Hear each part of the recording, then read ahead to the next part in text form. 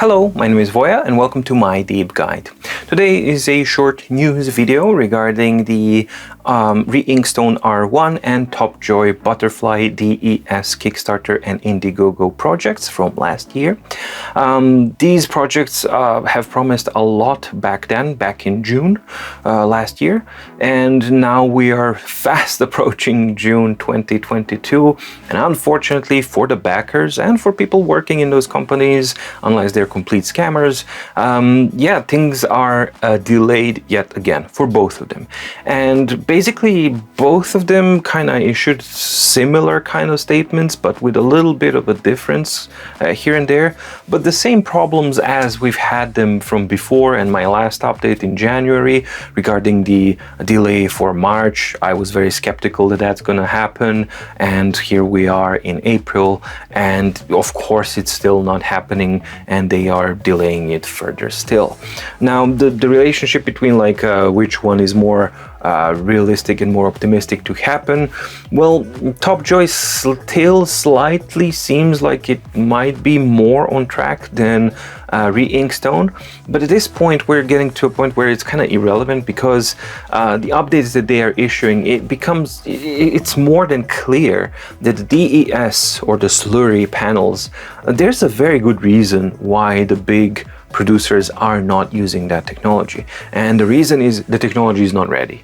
So these guys thought that they're gonna kind of jump the gun and they're gonna be the first, and they're gonna, kind of be smarter than the others, which is not the case, simply because one of their main sources, and now they're finally openly saying that, is that the main source of the delay is the continuous update and fixes and improvements of the DES panels from their suppliers, which means that whatever they had a year ago was nowhere near good enough to be actually a production-ready design or a product for mass consumption and mass use. And the improvements that they're talking about are on such a basic level. For example, the ghosting is a problem, and it's like, oh, new panels are a little bit better with ghosting, because what we've seen on Reinkstone demos is that ghosting was absolutely dreadful. Then there's questions about how is the writing latency. The writing latency seems very slow on the Reinkstone demos. Their reply is like, oh, the black and white is fine, don't worry about it.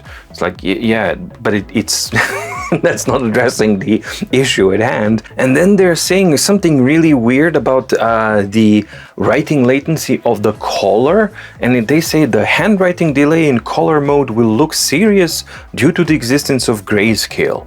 Okay, we are now now we're talking about a late March, early April, basically update, March 30th, I think it was. We are now optimizing the processing of WAV files and the system to fix this problem. We're in April 2022. The scheduled release for this delivery was November 2021. So it's extremely clear what we're talking about here. This is just, yeah. There are also questions that they are addressing, which is a good thing that they're finally addressing some of these things. The link is supplied in the description down below. It's on their Indiegogo page. But you can see, why is the R1 battery draining so fast in the update? This is because the power consumption priority mode of the product is turned off by default when we demonstrate the product features. In actual use, the power consumption will not be so fast. Okay, well, let's just trust you on that, because so far everything you said was... They're at least answering honestly on the question of why are you updating so slowly, when they're directly saying it is our fault. We promise to post updates and emails every 2 to 3 weeks from now on. However, that's a bit of a problem because we've had that promise before and they never followed up on it. We always have about 3 months, 2 to 3 months between the updates, which is not a good place to be. And that's all Reinkstone R1. So more of the same on that one, and all of the stuff that they are listing just sees that you can clearly see that this product or the technology or the team, nothing is even remotely close to being ready to release a product that's supposed to go out to the backers, unfortunately. And also both teams, TopJoy Butterfly and Reinkstone R1 teams, are also saying that the DES panels are extremely fragile. How fragile? Well, you probably know that e-ink screens are quite fragile, where these are even more fragile. And Reinkstone is now talking about, oh, we've discovered that these panels are actually quite fragile, more fragile than e-ink panels. So we're adding structural improvements and all that kind of stuff. And what are the things that they are talking about? Well, instead of a plastic panel, now they have a glass panel on top, which is added weight, thickness, and changed writing surface that you are working on. And they're saying that that was apparently not enough, and they're looking into actually introducing a floating space between it, because apparently the DES panel is so fragile that they can't afford it to be touched at all. On a similar note, we have the TopJoy butterfly, but they're having an easier go because they're making a smaller device, 7.8 inches. So their structural changes and their fragility to this kind of a sensitivity of a panel is less because they have a smaller surface. And they are actually showing in their update for the backers photographs of weight tests and how they have improved the weight being, or the pressure weight on the screen after the update they had, and it's a successful update and all that kind of stuff. So that's actually a good thing to see. Now the Reinkstone is also offering some kind of photos, but the photos that they're offering is like, oh, we figured out that if you have exposed circuitry directly to the back of the device, that makes it fragile. Like, really? Now you figured it out? Weren't you supposed to figure that out before?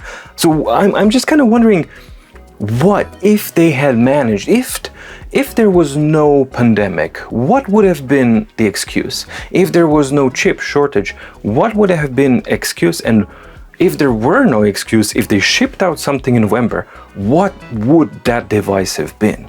Probably like what? Something with a completely fragile DES panel on top with exposed circuitry directly to the back, so it's like the most fragile time bomb ever.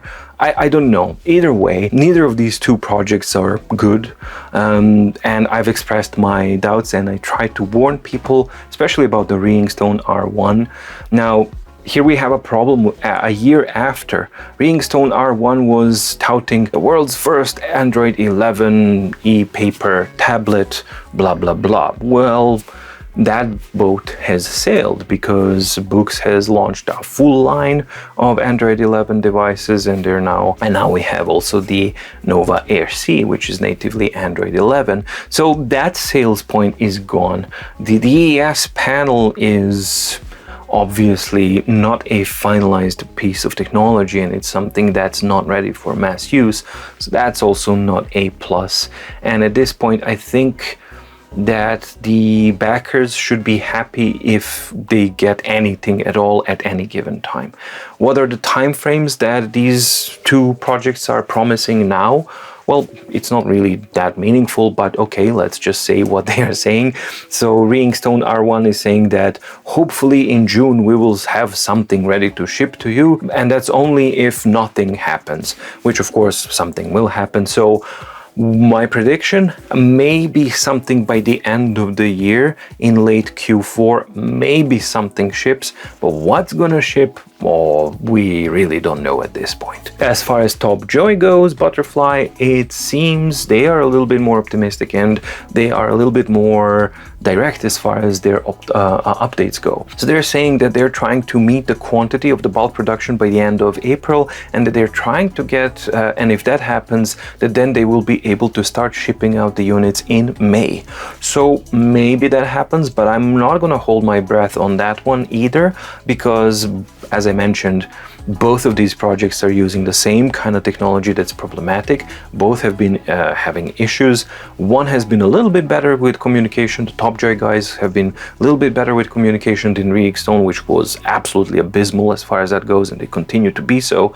So yeah, with TopJoy, maybe we get something by the end of the summer. I'm not so sure that the May thing is actually going to happen. So there you have it. Unfortunately, again, I don't have any better news for the people who are backers of either of these two projects. And for the question of, hey, can I get my money back? No, you can't, because that's how Kickstarter works. This is not a pre-order. This is you're a backer for a project. And yeah, it's clear as day that in the Kickstarter agreement thing, when you click on I agree, agree. You agree that there are no refunds. And the other question that also comes is like, oh, can we actually take our pitchforks and make these guys kind of, you know, I don't know, suffer or something like that? You can't do anything like that either, because nobody is responsible for anything on Kickstarter, right? The only one that's responsible for anything on Kickstarter is you as a backer to actually pay the money for that. And the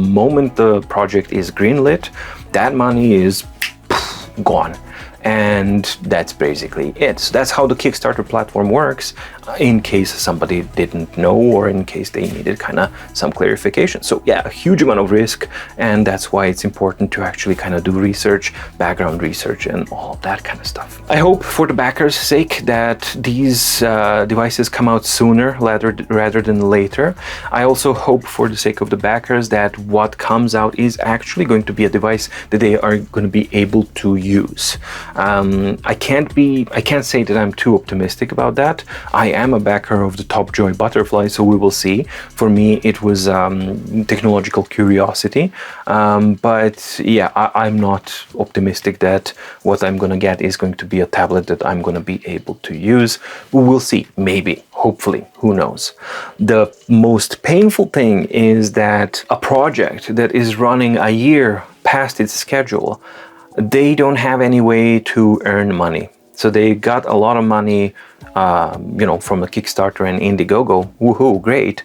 But that was planned for a, you know, certain plan of production.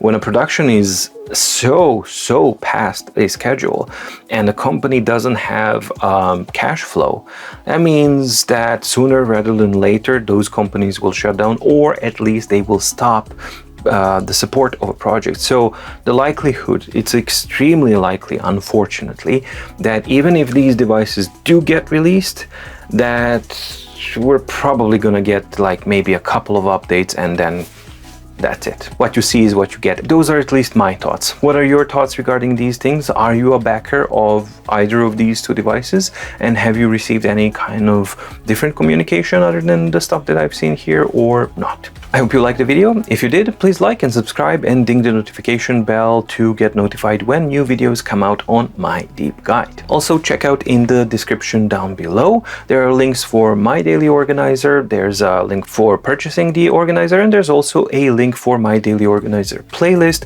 a series of videos which describes the product, what it is about, how it works, which is a good starting point for you to see if this organizer, which is a yearly, quarterly, monthly, weekly, daily organizer, diary, and all that kind of stuff, if that's something that works for you or not.